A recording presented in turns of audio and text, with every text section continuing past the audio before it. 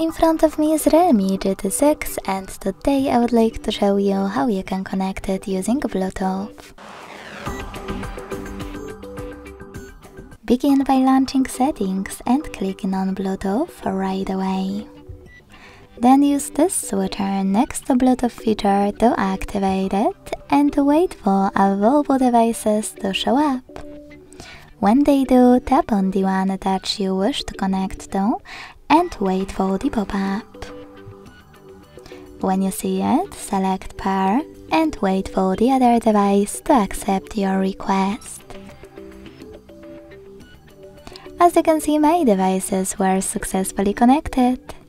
If you wish to disconnect them, click on this icon right next to the device and hit Unpair under device name.